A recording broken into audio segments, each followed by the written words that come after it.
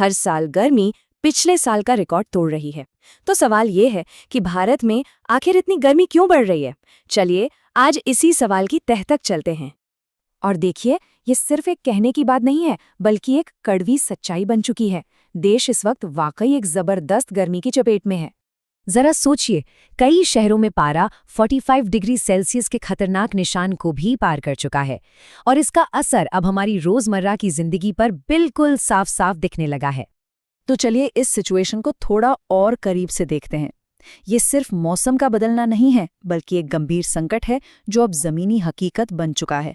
खबर आ रही है कि सड़कें पिघल रही हैं, लोग हीट वेव से बीमार पड़ रहे हैं और बच्चों की सुरक्षा के लिए स्कूल तक बंद करने पड़ रहे हैं। ये कोई आम गर्मी का मौसम नहीं है, बल्कि एक सीधी चेतावनी है कि मामला अब गंभीर हो चुका है। तो सवाल उठता है कि आखिर ऐसा हो क्यों रहा है? असल में इसके पीछे 4 बड़े और आपस में जुड़े हुए कारण हैं। चलिए एक एक करके इन कारणों को समझते हैं। हम एक एक करके इन चारों वजहों की पड़ताल करेंगे। ग्लोबल क्लाइमेट चेंज, जंगलों की कटाई, हमारे कंक्रीट के शहर और हाँ, एयर पोल्यूशन, ये सब मिलकर इस गर्मी को और भी ज्यादा खतरनाक बना रहे हैं।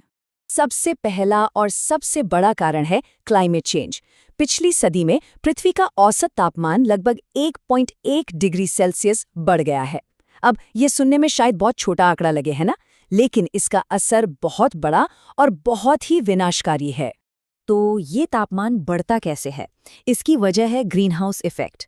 होता यह है कि कार्बन डाइऑक्साइड जैसी गैसें गर्मी को वायुमंडल में ही कैद कर लेती हैं, ठीक वैसे ही जैसे एक ग्रीन हाउस पौधों को गर्म रखने के लिए करता है। और इसी वजह से हमारी पूरी पृथ्वी धीरे धीरे एक गर्म भट्टी में बदलती जा रही है। दूसरा बड़ा कारण है पेड़ों की अंधाधुंध कटाई। देखिए, पेड़ हमारे लिए एक कुदरती एयर कंडीशनर की तरह काम करते हैं। वे सिर्फ छाया ही नहीं देते, बल्कि हवा को ठंडा भी रखते हैं। लेकिन जब हम इन नेचुरल एसी को ही काट देंगे, तो इस बढ़ती गर्मी को आखिर कौन रोकेगा?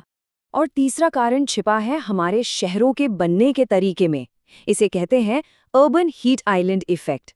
इसका सीधा सा मतलब यह है कि शहरी इलाके अपने आसपास के ग्रामीण इलाकों की तुलना में कहीं ज्यादा गर्म होते हैं।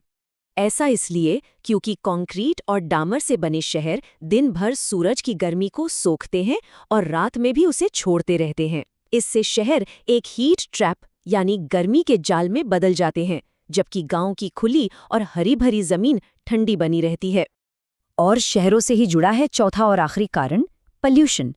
हवा में मौजूद पॉल्यूशन के छोटे छोटे कण सूरज की गर्मी को वायुमंडल से बाहर जाने ही नहीं देते।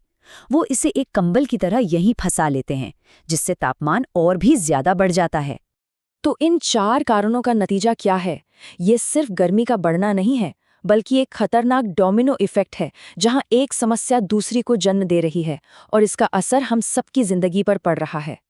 हीट स्ट्रोक के मामले तेजी से बढ़ रहे हैं, जो जानलेवा साबित हो सकते हैं।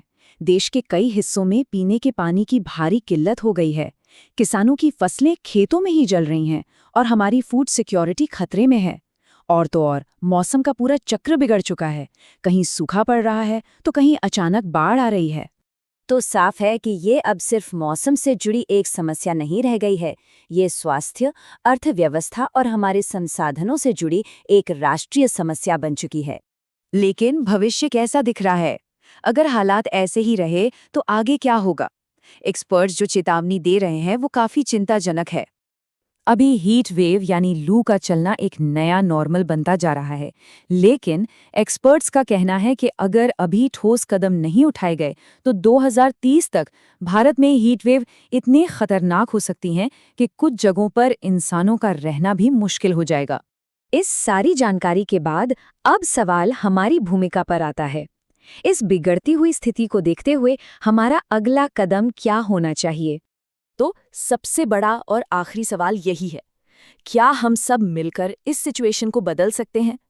ये एक ऐसा सवाल है जिस पर हम सभी को बहुत गहराई से सोचने की जरूरत है।